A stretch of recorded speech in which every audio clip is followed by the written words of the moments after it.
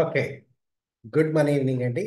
As it ఈస్గా మనకి ఎప్పుడు కూడా ఏ పర్వదినానికైనా సరే ఏదైనా పర్వదినం వచ్చిందంటే ఆ పర్వదినానికి మనకు ఒక ఆనవాయితీ ఉంది. ఆనవాయితీ ఏంటంటే ఆ పర్వదినం గురించి మనం విషయాన్ని డిస్కస్ చేసుకుంటూ ఉంటాం from money perspective are life perspective. అలాగే ఇందాక అశోక్ కూడా అడిగినట్టుగా ఈరోజు శివరాత్రి, మీ అందరికీ కూడా శివరాత్రి శుభాకాంక్షలు. ఈ శివరాత్రి గురించి లింగోద్భవ కాలం, దానికి ఉపవాసం ఉండటం, అవి ఇవి ఇవన్నీ కూడా మీరు ఏ యూట్యూబ్ ఛానల్ చూసినా కానీ వాళ్ళు చెప్తారు. సో నేను ఆ డైరెక్షన్లో వెళ్ళను. I will be discussing about the some other dimension of Shiva, lord Shiva గురించి మరో డైమెన్షన్. ఈ శివ అనేది శివతత్వం, శివతత్వం అనేది కానీ శివ ఎనర్జీ అనేది కానీ చాలా మందికి పూర్తి స్థాయి అవగాహన కానీ లేదా అసలు ఏమాత్రం సరైన అవగాహన కానీ లేకుండా ఉంది. జనరల్గా శివతత్వం అనగానే శివుడి గురించి చెప్పాలనగానే ఏం చేస్తుంటాడు అని చెప్పబడుతుంది. ఏం చేస్తుంటాడు అని చెప్పబడుతుంది. ఎవరు చెప్తారు?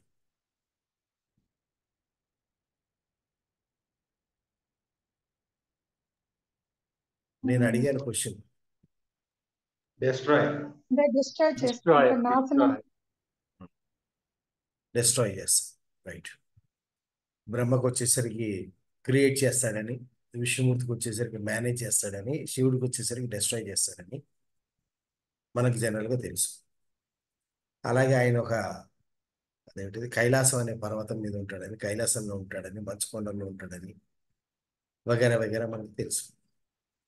సో ఇవన్నీ కూడా ఒక సింబాలిక్ రిప్రజెంటేషన్. అయితే ఏమవుతుందంటే ఎవరైతే ఈ సింబాలిక్ రిప్రజెంటేషన్ ఇచ్చారో ఆ ఇచ్చినప్పుడు ఆ వ్యక్తి యొక్క ఉద్దేశం వేరు. తర్వాత తర్వాత తరం తర్వాత తరం తర్వాత తర్వాత తరం తరం తర్వాత తరం మారుతున్నప్పుడు ఈ తరానికి తరానికి ప్రతివాడు కూడా తన యొక్క కిచిడి దాంట్లో పెట్టడం వల్ల అది రకరకాల రూపాంతరం చెంది రకరకాల రూపాలు మార్చుకుని మన దగ్గరికి వచ్చేసరికి సబ్జెక్ట్ వేరే వేరేగా మారి వస్తూ ఉంటుంది. శివుడు ఆర్ శివతత్వం, ఇట్స్ అన్ ఎనర్జీ ఫామ్. అంటే గాడ్ డైటీస్ ఏదైనా కానీ ఒక ఎనర్జీ ఫామ్. ఈ ఎనర్జీ ఫామ్ యొక్క స్పెషలైజేషన్ కానీ డ్యూటీ కానీ ఏమిటి అంటే ఇట్ ఈస్ నాట్ డిస్ట్రక్షన్, నశింప చేయనిది కాదు. అంటే మనందరూ కూడా మోస్ట్ ఆఫ్ ది పీపుల్ నమ్మేది ఏంటంటే శివతత్వం అంటే నశింప చేయనిది. శివతత్వం నశింప చేయనిది కాదు. శివతత్వం ఎప్పుడు కూడా రూపాంతరం చెందిస్తుంది. It is a transformer. Transformation చేస్తుంది. ట్రాన్స్ఫర్మేషన్ అంటే ఒక స్టేజ్ నుంచి ఇంకో స్టేజ్కి ట్రాన్స్ఫర్మేషన్ చేస్తుంది. అంటే సోల్ అనేదాన్ని, ఈ బాడీలో ఉన్న సోల్ని బాడీ నుంచి బయటికి తీసుకొస్తుంది. అంటే బాడీ బాడీలో లైఫ్ని ట్రాన్స్ఫార్మ్ చేస్తుంది. సో అక్కడ బాడీ అక్కడ ఉంది, దాని ట్రాన్స్ఫర్మేషన్ అయిపోయింది. అంటే ఆ సోల్ అనేది ట్రాన్స్ఫర్మేషన్ అయిపోయింది, లేదా ఎనర్జీ ఫామ్ అనేది ట్రాన్స్ఫర్మేషన్. సైంటిఫిక్గా చెప్పాలంటే it is a energy shifter. Energy shift చేసేది. అంటే ఏదైనా సరే ఒక పొజిషన్ నుంచి ఇంకో పొజిషన్ కంటే కైనెటిక్ ఎనర్జీ నుంచి పొటెన్షియల్ ఎనర్జీకి, పొటెన్షియల్ ఎనర్జీ నుంచి కైనెటిక్ ఎనర్జీకి షిఫ్ట్ చేసేది ఏదైతే ఉంటుందో దట్ ఈస్ ది శివతత్వం. అంటే ఒక ఎనర్జీ ఫామ్ ఇంకో ఎనర్జీ, కైనెటిక్ పొటెన్షియల్ ఎనర్జీ అంటే ఒక వస్తువు ఇలాగే ఉంటే అలా కదలకుండా ఉంటే అది పొటెన్షియల్ ఎనర్జీ.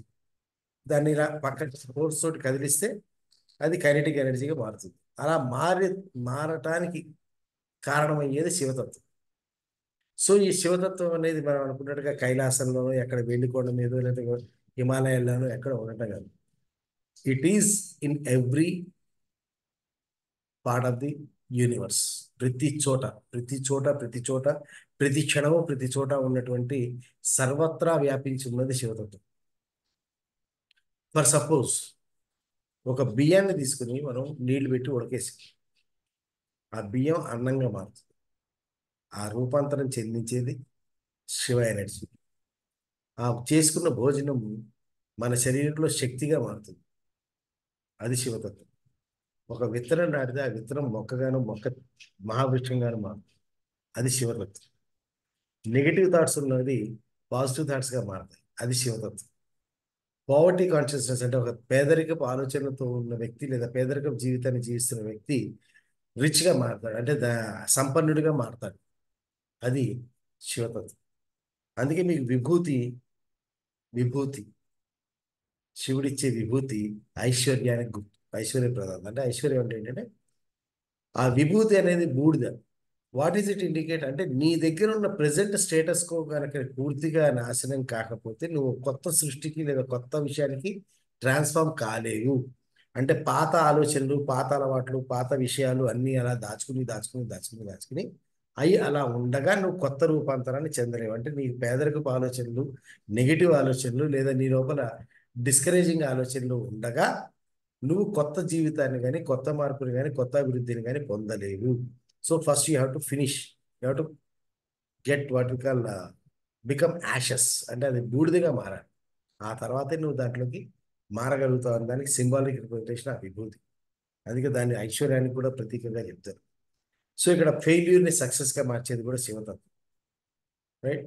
ఇలా ఈ విధంగా ఉన్నప్పుడు నేను అనేది ఏంటంటే, ఒకవేళ మీరు కనుక మీ జీవితాన్ని కనుక ఇప్పుడున్న స్థితి నుంచి కాకుండా మరో స్థితికి చేరాలి, లేదా పేదరికం నుంచి సంపన్న స్థితికి చేరాలి, లేకపోతే నెగిటివ్ థాట్స్ నుంచి పాజిటివ్ థాట్స్ చేరాలి, ఫెయిల్యూర్ లెవెల్ నుంచి సక్సెస్ స్టేజ్కి చేరాలి, లేదా ఒక జీవితంలో ఒక అద్భుతమైన జీవితాన్ని మనం జీవించాలి, అత్యంత సంపన్నమైన జీవితాన్ని జీవించాలి, ఈ జీవితాన్ని జీవించకూడదు అంటే ఆ ట్రాన్స్ఫర్మేషన్ అనేది కంపల్సరీగా కావాలి. ఆ ట్రాన్స్ఫర్మేషన్ క్రియేట్ చేయగలిగేది శివాస్ నేచర్, శివతత్వం.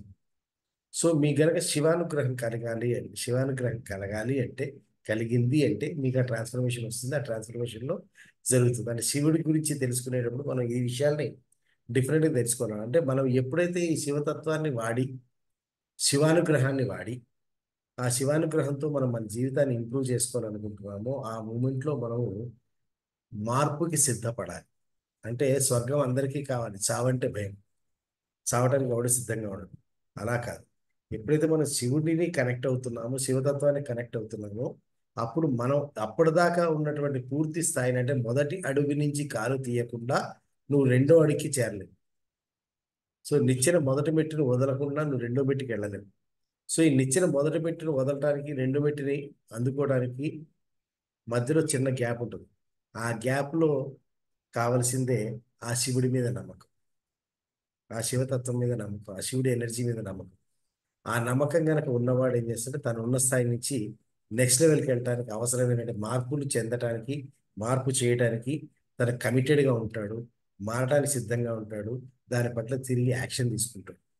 సో మిత్రులారా, నేను చెప్పేది ఏంటంటే, మీరు కనుక నిజంగా మీ యొక్క ఆర్థిక అభివృద్ధిని కోరుకుంటే, జీవితంలో అభివృద్ధి కావాలి అని కోరుకుంటే, మీరు పేదరికాన్ని బూడిద చేయడానికి సిద్ధపడాలి. మీలో నెగిటివ్ థింకింగ్ని బూడిద చేయడానికి సిద్ధపడాలి. మీలో లిమిటెడ్ బిలీఫ్స్ని బూడిద చేయడానికి సిద్ధపడాలి. అంటే డబ్బు పట్ల మీకు వ్యతిరేక భావాలని బూడిద చేయడానికి సిద్ధపడాలి. అలా డబ్బు పట్ల లిమిటెడ్ థింకింగ్ని బూడిద చేయడానికి సిద్ధపడాలి. మీ యొక్క క్యాపబిలిటీస్ మీద, మీ యొక్క సమర్థతల మీద మీకు ఉన్నటువంటి నమ్మకాన్ని బూడిద చేయడానికి సిద్ధపడాలి. మీ యొక్క క్యాపబిలిటీస్ని ఇది ఇంతే నా లిమిట్ అని చెప్పి అనుకునే ఆ నమ్మకాన్ని బూడిద చేయడానికి సిద్ధపడాలి. అలా యాక్షన్ కనుక మీరు తీసుకోగలిగితే, అలాంటి యాక్షన్ కనుక తీసుకోగలిగితే, శివరాత్రి నాడే కాదు, మీ జీవితంలో ఏ క్షణంలో కావాలన్నా ఆ శివుడి అనుగ్రహం మీ మీద ఉంటుంది. అప్పుడు ప్రతిరోజు కూడా మీ జీవితంలో అద్భుతంగా శివరాత్రి శివానుగ్రహం వస్తుంది.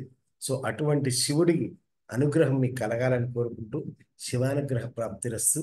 Thank you, thank you, thank you very much.